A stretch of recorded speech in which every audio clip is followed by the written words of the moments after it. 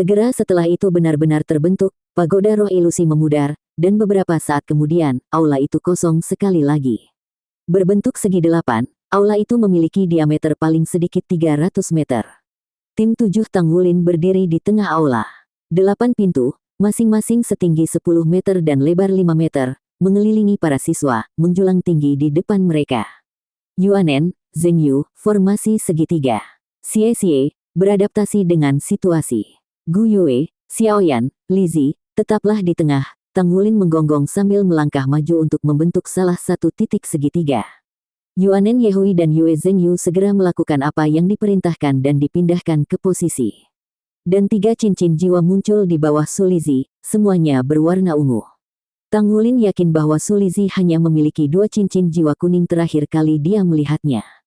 Kejutan memenuhinya saat dia menyadari bahwa jiwa roh Su Lizzie telah naik. Dia tahu betapa sulitnya bagi seorang master jiwa tipe makanan untuk menaikkan jiwa roh mereka, terutama ketika mereka sudah memiliki 2 cincin jiwa. Aku punya roti babi, gumam Su Lizzie, dan cincin jiwa pertamanya menyala. Sebuah roti babi muncul di tangannya dan dia melemparkannya ke Tanggulin, yang menangkapnya dan memakannya 2 kali gigitan. Kehangatan memenuhi Tanggulin setelah makan roti itu. Esensi darahnya meraung dan pikirannya menajam. Dia dan Su Lizzie benar-benar pasangan yang serasi. Su Lizzie melafalkan mantra beberapa kali lagi dan membagikan roti kepada anggota tim lainnya. Roti babi ini memulihkan stamina dan kekuatan jiwa mereka, serta memberikan beberapa penyembuhan dasar. Tanpa melihat kembali ke Su Lizzie, Tanggulin memberinya acungan jempol. Pada saat itu, suara gemuruh rendah bergema di seluruh aula saat ke-8 pintu perlahan terbuka. Tepat di luar pintu, puluhan mata hijau mengintip dari kegelapan ke arah tim Tanggulin. Mereka adalah makhluk jiwa tipe serigala, kata Xie. Mereka unggul dalam menyerang dalam kelompok. Tanggulin dengan tegas bertemu dengan tatapan mata predator. 3 cincin jiwanya yang ungu terangkat sementara rumput Blue Silver mulai mengerumuni tanah di sekitarnya, dengan cepat merayap keluar untuk menutupi radius sekitar selusin meter. Pertahankan kekuatan jiwa Anda. Kami tidak akan memiliki kesempatan untuk beristirahat saat kami memanjat menara, kata Gu Yue. Ini adalah pertama kalinya semua orang di sini. Bahkan Yue Zhengyu tidak memiliki kekuatan untuk berpartisipasi dalam serangan menara ketika dia mendapatkan jiwa pertamanya. Tidak ada seorang pun dalam rentang usia 3 tahun yang bisa membantunya, jadi tidak ada gunanya dia mencoba saat itu. Setelah membagikan roti babi, Su Lizzie duduk di lantai dan mulai bermeditasi. Dia bukan pejuang. Terlepas dari itu, Tanggulin tidak diragukan lagi benar mengundang Su Lizzie. Meskipun dia tidak bisa bertarung, dukungannya akan membuat mereka bertahan lebih lama dan menunjukkan lebih banyak kekuatan. Solbis mulai keluar dari pintu, serigala dengan bulu hijau tua dan mata zamrud. Mereka adalah serigala angin, sejenis makhluk jiwa yang biasanya ditemukan di hutan. Terlepas dari kenyataan bahwa tidak satupun dari mereka yang kuat sendirian, mereka menakutkan dalam kelompok. Kekuatan mereka terletak pada jumlah mereka dan bagaimana mereka tidak takut mati. Mereka akan menyerang sampai mereka atau mangsanya dimusnahkan. Lebih dari 100 serigala angin mengepung tim Tanggulin. Serigala perlahan-lahan mengelilingi 7 siswa, secara bertahap semakin dekat. Ini hanyalah lantai pertama dari Menara Jiwa Roh, dan mereka mulai memahami tantangan macam apa yang menunggu mereka sekarang. Tetap kembali, semuanya. Gu Yue dan aku akan mengurus ini, kata Tanggulin. Yuanen Yehui berdiri diam sementara Yue Zhengyu menarik cincin jiwanya. Untuk maju sejauh mungkin, mereka harus bekerja sebagai tim dan memanfaatkan kekuatan satu sama lain. Serigala-serigala itu semakin mendekat, tetapi belum menembus wilayah rumput Blue Silver Tanggulin. Mereka terus mengawasi dari perimeter, dengan sabar menunggu kesempatan untuk menerkam. Ketujuh orang yang membentuk tim Tanggulin tetap tidak bergerak.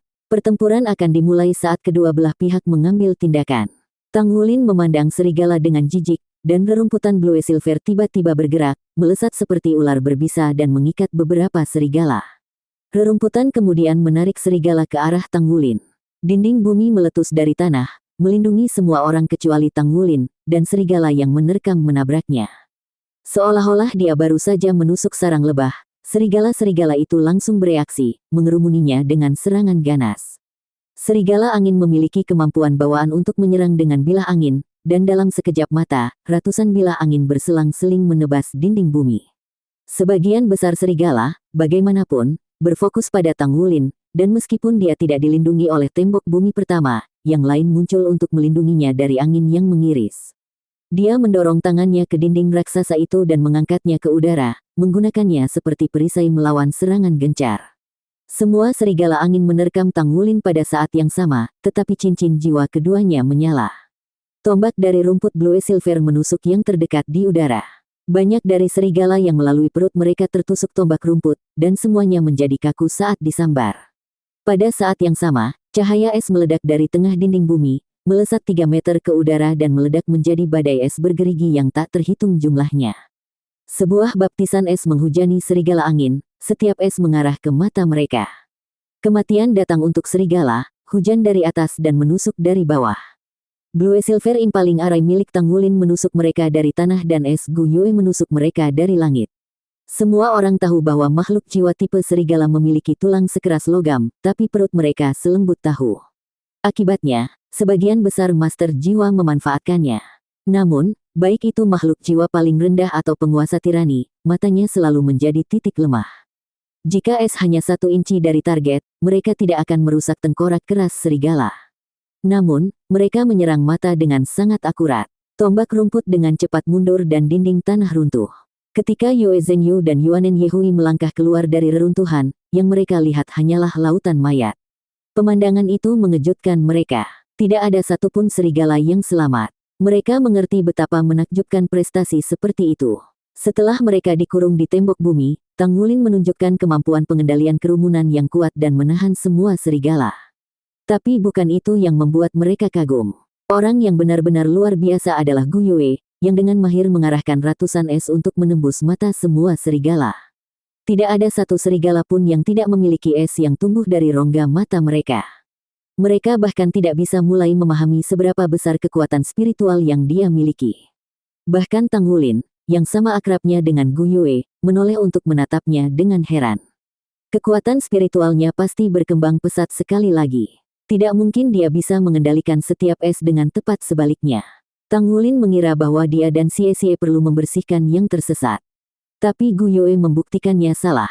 Sidang pertama selesai, suara elektronik mengumumkan.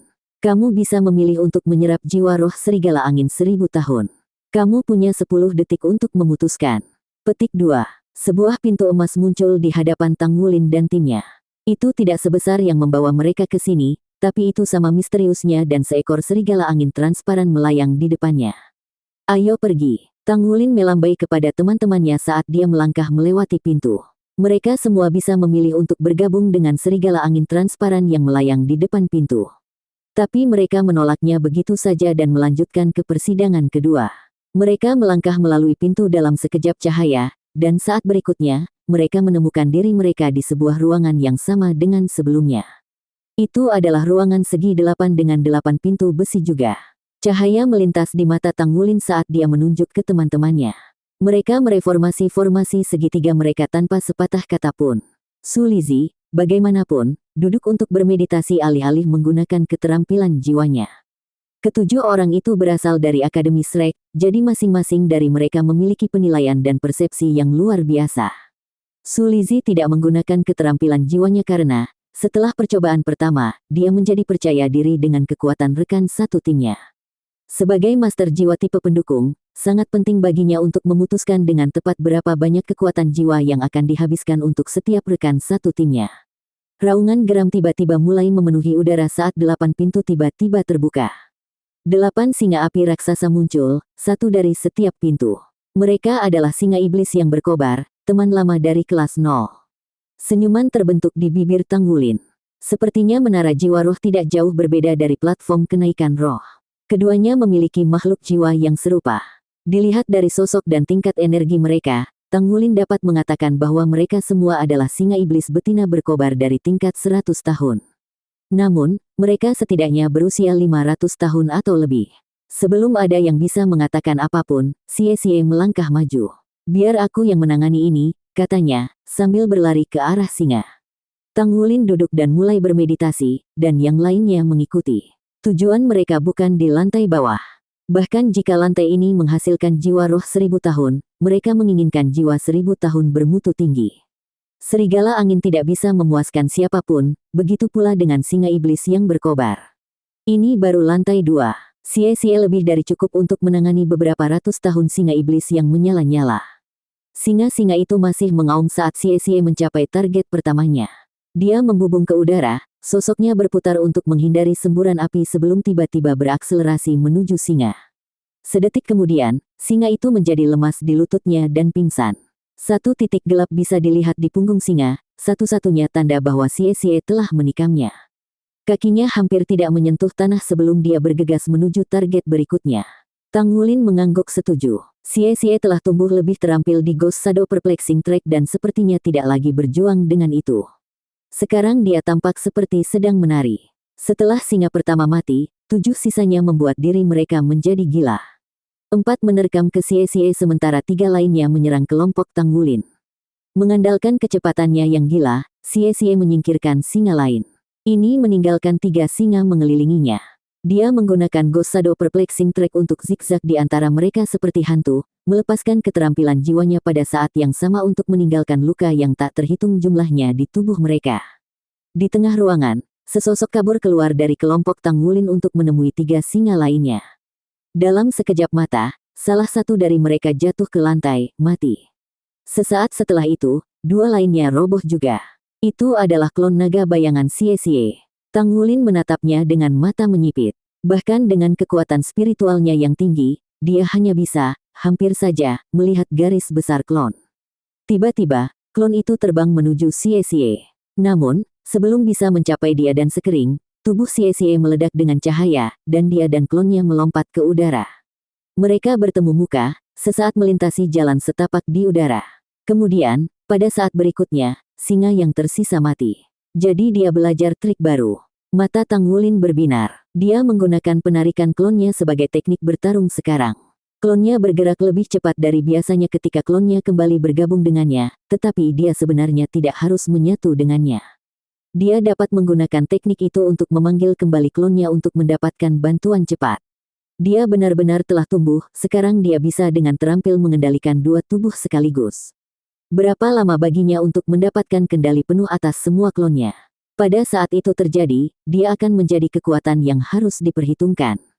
Kedua Xie menyatu kembali dan kembali ke teman-temannya sebagai satu. Suara elektronik memenuhi ruangan sekali lagi, tetapi kali ini mereka memiliki 10 detik untuk memilih apakah mereka menginginkan jiwa roh singa iblis yang berkobar 1000 tahun atau tidak. Xie menyeringai pada Yuanen Yehui saat dia melewatinya. Dia memandangnya dengan dingin, menggeram, jangan menghalangi jalan. Pintu cahaya lain terbentuk dan tim memasukinya, melanjutkan ke persidangan berikutnya. Mereka tidak membutuhkan semua orang untuk menyelesaikan cobaan berikut, jadi mereka bergiliran menyelesaikan masing-masing. Tak satu pun dari mereka bahkan berkeringat membersihkan 8 cobaan pertama, tetapi makhluk jiwa yang mereka hadapi semakin kuat saat mereka melanjutkan. Dalam percobaan ke-8, mereka menghadapi 6 makhluk jiwa di sekitar level 2000 tahun. Yuanen Yehui langsung merawat mereka seperti sambaran petir. Mereka segera mencapai persidangan ke-9. Setibanya di sana, Tang Wulin angkat bicara. Kami akan berjuang bersama untuk uji coba ini, katanya. Pada titik ini, terlalu sulit bagi hanya 1 atau 2 dari mereka untuk membersihkan lantai. Melakukannya akan menghabiskan terlalu banyak kekuatan jiwa. Sudah waktunya bagi mereka untuk bertarung sebagai satu tim. Persis seperti sebelumnya, mereka menemukan diri mereka di aula segi 8 dengan 8 pintu. Namun kali ini, hanya 4 yang dibuka. Seekor makhluk buas yang kekar melangkah keluar dari setiap pintu dengan total 4. Mereka tertutup bulu seputih salju dan memiliki aura keagungan. Ini adalah pertama kalinya Tang Wulin melihat makhluk jiwa seperti itu. Mereka jelas bukan penghuni hutan manapun. Itu adalah beruang es. Xie berseru. Mereka makhluk jiwa yang kuat yang ditemukan di negeri paling utara. Mereka sangat besar dan harus memiliki tingkat kultivasi selama 3000 tahun. Petik 2. Hati-hati semuanya, Gu Yue memperingatkan. Lantai 9 menara jiwa roh adalah tonggak penting. Cobaan ini akan jauh lebih sulit dari yang kita hadapi sampai sekarang. Apa pendapatmu tentang mereka, Xiaoyan? Petik 2. Mata Su Xiaoyan berbinar. Mereka hebat, luar biasa. Beruang ini sangat lucu. Saya ingin memeluk mereka. Petik 2. Imut. Semua orang menatapnya dengan aneh. Anda memilih jiwa roh Anda berdasarkan kelucuan. Beruang es memelototi Tang Wulin dan timnya. Udara mulai semakin dingin saat mereka muncul. Kabut dingin sudah mulai memenuhi ruangan. Nafas beruang es semakin dalam, seolah mengipasi api amarah mereka. Keempat beruang tidak menyerang mereka dari semua sisi. Sebaliknya, mereka berkumpul bersama dan maju perlahan. Tang Wulin menatap langsung ke mata beruang. Semuanya, tetap waspada. Beruang es ini jauh lebih cerdas daripada makhluk jiwa yang kami hadapi hingga saat ini. Petik 2. Yuanen Yehui bergerak menuju beruang es, 3 cincin jiwanya muncul di bawahnya saat dia berjalan. Yue Zhengyu memanggil cincin jiwanya juga dan maju di sampingnya. Rerumputan Blue Silver merayap keluar dari tanah dan mengelilingi Tang Wulin. Pada akhirnya, ini hanyalah percobaan ke-9. Pada saat itu, beruang es yang memimpin mulai bergerak. Itu meraung ke arah langit-langit, dan seluruh ruangan bergetar sebelum pernyataan kekuatannya. Salju mulai muncul dari udara tipis, dengan cepat meningkat menjadi badai salju yang mengaburkan penglihatan semua orang. Sebuah dengusan bergema melalui serangan es dan bola api yang berkobar meletus dari tengah kelompok Tang Wulin, menghalau salju di sekitarnya. Namun beruang yang tersisa mengaum satu demi satu dan badai salju kembali, melolong dan meratap dengan kekuatan baru. Itu adalah badai salju yang didukung oleh kekuatan gabungan dari 4 beruang es. Sebagai siswa Akademi Shrek yang legendaris, tidak ada kelompok Tang Wulin yang sangat mengesankan. Terlepas dari itu, mereka masih lebih kuat dari monster jiwa tingkat 3000 tahun. Keempat beruang es mengetahui hal ini, dan menunjukkan kecerdasan mereka memilih untuk terlibat dalam pertempuran energi. Tidak ada pertahanan yang kuat yang bisa menahan serangan omnidirectional mereka. Gu Yue memucat saat menyadari ini. Menghadapi satu beruang es dengan level ini tidak akan menjadi masalah baginya jika dia menggunakan elemental tide, tapi kekuatan gabungan dari keempat beruang adalah cerita yang berbeda. Tenang, Gu Yue. Tang Wulin berteriak ketika dia mengaktifkan mata setan ungu dan menyerbu ke dalam badai salju. Ikuti aku. Badai salju membuat tim Tang Wulin berada di bawah tekanan yang cukup besar. Yuanen Yehui memanggil jiwa bela diri Titan Giant AP dan menggunakan keterampilan jiwa ketiganya, Diamond Titan. Tubuhnya membengkak karena kekuatan, tapi meski begitu, dia sama terpengaruh oleh badai salju seperti rekan satu timnya. Hanya menyerang beruang es yang akan menghilangkannya, dan mata setan ungu Tang Wulin dapat menembus salju dan menemukan beruang. Lalu, entah dari mana, tekanan serangan es mereda. Untuk pertama kalinya sejak mereka memasuki menara, Su Xiaoyan mengambil tindakan. Roda es melesat keluar satu demi satu, berputar di udara untuk menyedot salju yang berputar menjauh dari tim. Karena Su Xiaoyan juga bisa menggunakan elemen es, dia memiliki hubungan dengan badai salju. Dia bisa mengendalikan badai salju sampai batas tertentu, dan setiap roda es yang dia panggil bisa melemahkannya. Meskipun dia hanya memiliki 2 cincin jiwa, kendali adalah keahliannya. Efek dari usahanya jelas. Saat Tang Wulin mendekati beruang, salah satu dari mereka tiba-tiba meraung. Yang mengejutkan, keempat beruang itu berbalik dan lari ke arah yang berbeda. Betapa liciknya. Apakah mereka berencana menjauhkan kita dan membiarkan badai salju melakukan semua pekerjaan? Mata Tang Wulin bersinar ungu cemerlang saat kesadaran itu terjadi padanya. Tidak, aku tidak bisa membiarkan mereka melakukan itu. Jika saya melakukannya, kami kalah. Xiaoyan, Tang berteriak, serang dengan Yuanen dan Zhengyu. Gu Yue, lindungi Su Lizi dan Xie Xie. Kami berpisah. Kemudian dia melesat ke samping, bergegas jauh ke dalam badai salju. Salah satu beruang es tiba-tiba tersandung dan jatuh ke lantai sambil mengerang, badai salju semakin melemah. Tang Wulin telah menggunakan serangan spiritual mata setan ungu miliknya, mengganggu fokus beruang dan merusak pikirannya. Menahan badai es yang mengamuk di sekitarnya, Tang Wulin maju terus. Rerumputan Blue Silver dengan cepat menjalar ke arah sasarannya. Selama dia mengalahkan beruang es ini, badai salju akan melemah secara drastis dan akan jauh lebih mudah untuk menangani sisanya. Tapi dia meremehkan beruang es. Beruang itu menebas dengan cakarnya, mencabik-cabik rumput Blue Silver yang merambah menjadi serpihan, lalu meringkuk menjadi bola dan berguling, mundur melintasi lantai es. Bajingan ini. 3 cincin jiwa Tang Wulin menghilang, 1 cincin emas muncul sebagai gantinya. Gelombang kuat dari esensi darah beriak dari tubuhnya saat sisik emas muncul di lengan kanan dan tubuhnya. Saat esensi darah melonjak melalui dia, dingin yang menggigit tidak lagi menghalangi dia, dan dia langsung mempercepatnya. Beberapa meter dari mangsanya, Tang Wulin menginjak tanah dan menerkam si beruang bergulir. Dia mendarat tepat di depannya, cakar naganya mengacungkan dengan mengancam. Beruang es itu menggunakan momentum dari gulungannya untuk melemparkan dirinya ke depan, segera berdiri tegak dan menyerang dengan cakarnya sendiri. Tang Wulin bertemu dengan cakar beruang itu dengan cakar miliknya, dan gelombang kejut meledak dari tabrakan yang diakibatkannya. Beruang es 3000 tahun ini bisa menghasilkan kekuatan setidaknya 5000 kg, dan tidak mungkin Tang Wulin bisa bersaing dengan itu. Bentrokan itu membuatnya terbang mundur, tetapi beruang itu juga tidak terluka. Cakar kanannya telah dihancurkan oleh cakar naga Tang Wulin. Tang Wulin menancapkan cakarnya ke tanah, tergelincir sampai berhenti, dan kemudian dia menyerang ke depan sekali lagi. Dia mengarahkan esensi darahnya mengalir sesuai dengan jalur Dragon Shocks the Heavens, dan kekuatannya langsung meningkat beberapa kali lipat.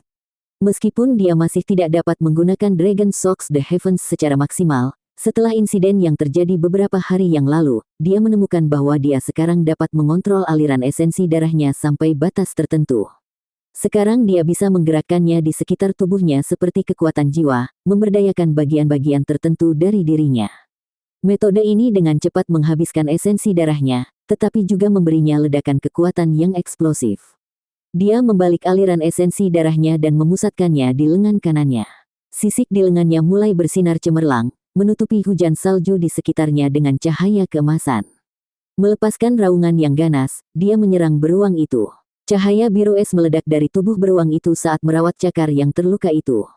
Itu meluncur sendiri ke depan dan berguling ke arah Tang Wulin sekali lagi, menyerupai bola es yang sangat besar. Tang Wulin tidak merasakan kegembiraan atau ketakutan. Dia mengaktifkan tubuh naga emas dan esensi darahnya naik ke tingkat lain, cahaya keemasan meledak dari tubuhnya. Semakin memperkuat cakarnya, dia meninju beruang es itu. Sebuah ledakan merobek udara, mengirimkan getaran ke seluruh aula. Semua orang menoleh ke arah kebisingan untuk melihat kilatan cahaya keemasan. Badai salju mereda di daerah itu, memperlihatkan Tang Wulin berdiri sendirian di sana. Dia tersandung kembali ke teman-temannya, lalu menenangkan diri. Lengan kanannya terlihat gemetar. Hanya dia yang tahu apa yang baru saja terjadi. Dalam bentuk bolanya, beruang es telah meningkatkan kekuatan serangan dan pertahanan, tetapi ia telah menghadapi cakar naga Tang Wulin, yang telah ditingkatkan oleh tubuh naga emas dan aliran esensi darah terbalik. Sesaat sebelum keduanya bertabrakan, seberkas cahaya keemasan sepanjang 1 kaki telah ditembakkan dari kepalan tangan untuk mengiris pertahanan beruang. Kemudian sepersekian detik kemudian, tinjunya datang dengan cepat. Tubuh beruang itu telah terlempar dengan satu pukulan. Meskipun Tang Wulin telah dirobohkan oleh rebound, beruang itu sudah mati. Itu telah kalah dalam kontes barbar dengan kekuatan murni. Tang Wulin terengah-engah, lengan kanannya kejang saat dia bekerja untuk mengatur energi internalnya. Dia mungkin tidak menggunakan banyak kekuatan jiwa, tetapi jumlah esensi darah yang dia konsumsi sangat besar. Menggunakan tubuh naga emas dan membalikkan aliran esensi darah pada saat yang sama membuatnya terkuras. Namun, setelah melakukannya, badai salju melemah. Merasa bahwa rekan mereka telah jatuh, ketiga beruang yang tersisa meraung marah. Raungan ini segera menjadi sedih, dan badai salju berangsur-angsur menghilang. Su Xiaoan telah menggunakan mata setan ungu untuk memimpin Yuanen Yehui dan Yue Zhengyu ketiga beruang yang tersisa. Namun, saat Yuanen Yehui hendak menghabisi beruang es terakhir, Tang Wulin berteriak, "Jangan bunuh dulu." Yuanen Yehui menoleh ke Tang Wulin, kebingungan di matanya saat dia melihatnya mengarahkan rumput blue silvernya. "Kami hanya akan menahannya sekarang untuk mengulur waktu istirahat dan memulihkan diri," jelasnya saat rumput merayap untuk mengikat beruang es yang masih hidup. Dia kemudian beralih ke Su Xiaoyan. "Apa kau yakin menginginkan yang ini, Xiaoyan?" Keempat beruang es sebenarnya cukup kuat dan bisa dianggap sebagai makhluk jiwa 1000 tahun tingkat atas. Selain itu, beruang-beruang ini berada pada level 3000 tahun, yang sempurna untuk Su Xiaoyan. Dia akan berada dalam bahaya jika dia menyerap jiwa roh yang terlalu kuat untuknya, jadi Tang Wulin ingin dia yakin.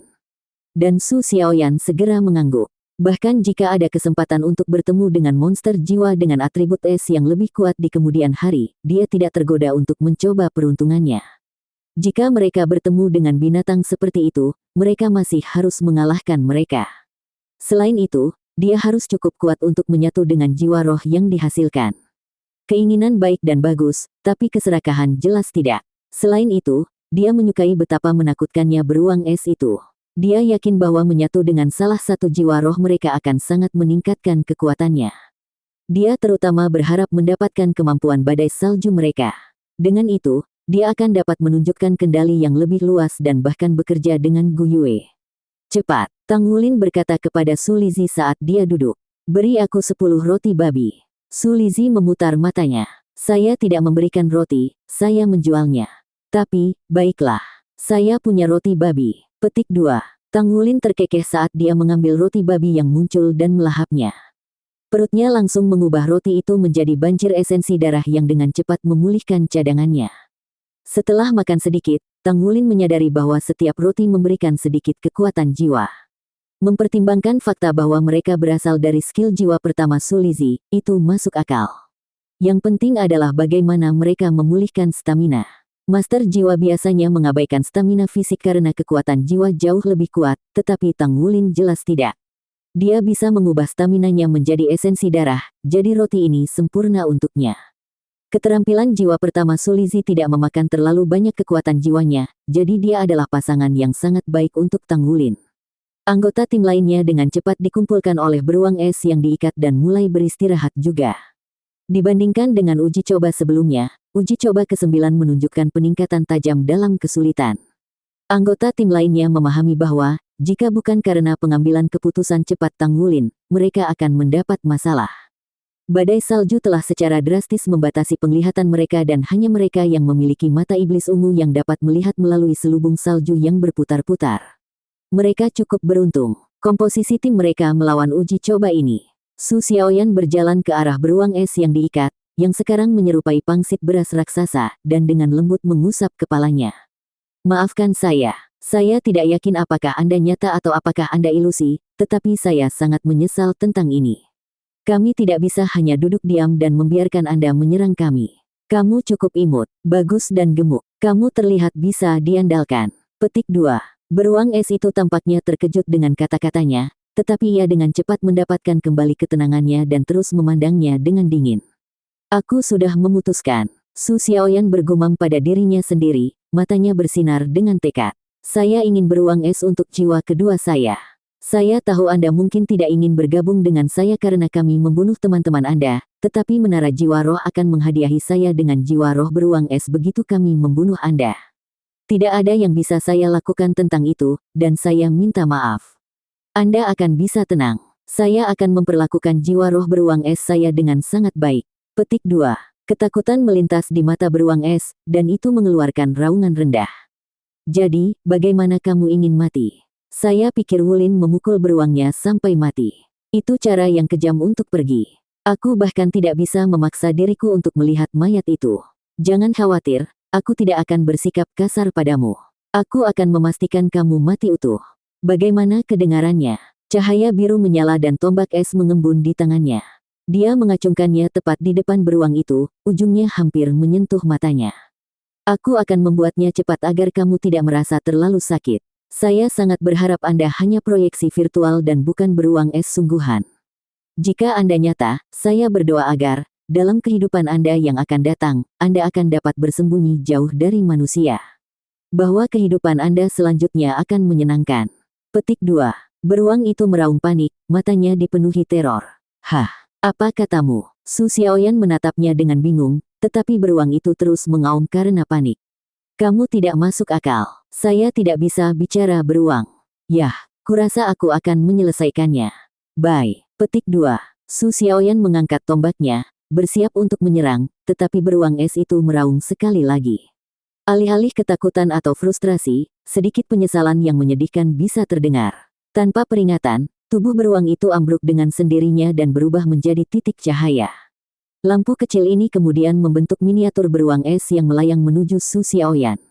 Menggunakan salah satu cakarnya, ia menunjuk ke arahnya, lalu menunjuk ke dirinya sendiri. Su Xiaoyan berseri-seri. Anda ingin menjadi jiwa roh saya. Betulkah? Beruang itu mendengus dan mengangguk dengan penuh semangat.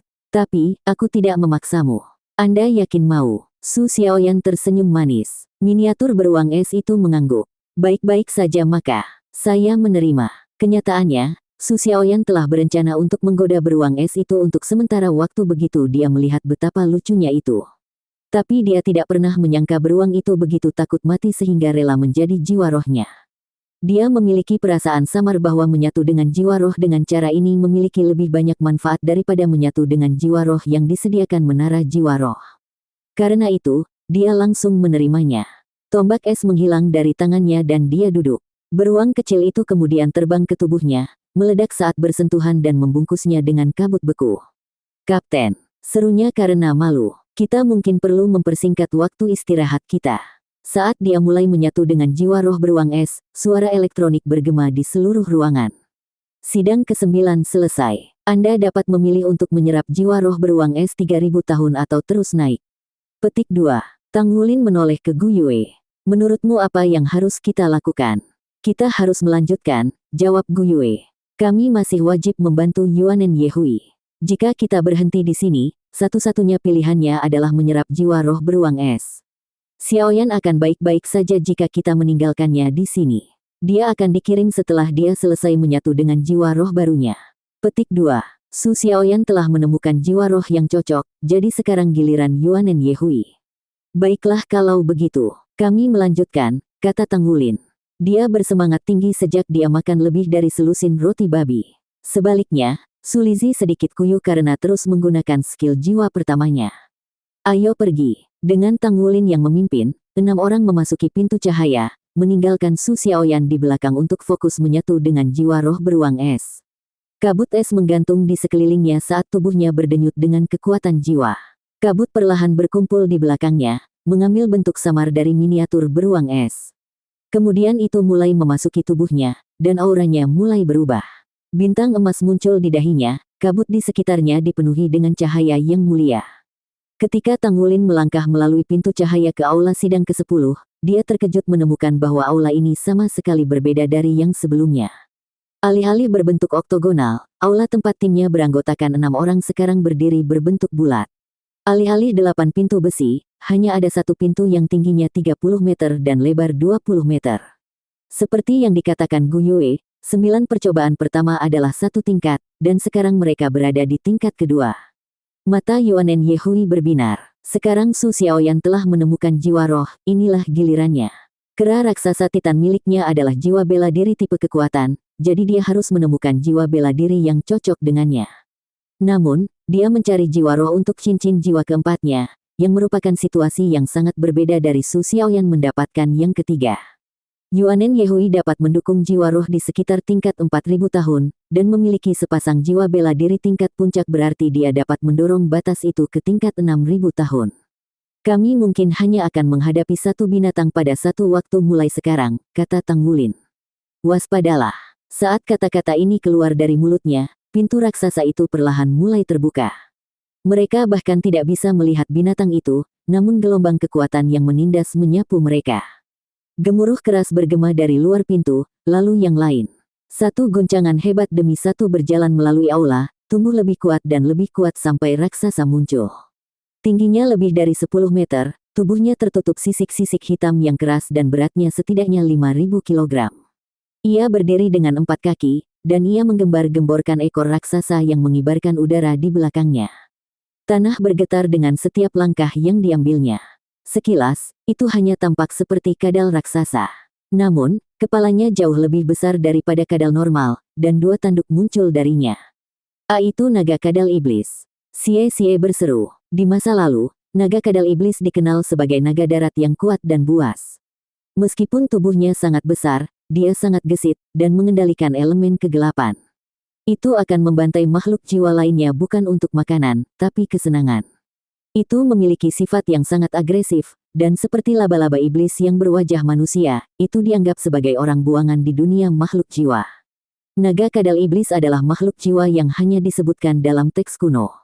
Ini adalah pertama kalinya mereka melihat binatang seperti itu secara langsung. Itu mengangkat kepalanya ke langit, auranya yang kuat meledak saat melepaskan raungan yang menusuk telinga. Gelombang suara menghantam Tang Wulin dan keenam temannya, membuat mereka bingung. Seolah-olah mereka baru saja mengalami serangan spiritual. Xie dan Su Lizhi, 2 orang dari kelompok mereka yang lemah dalam kekuatan spiritual, langsung menjadi pucat. Tang Wulin, bagaimanapun, maju tanpa ragu-ragu. Biarkan aku yang menangani ini.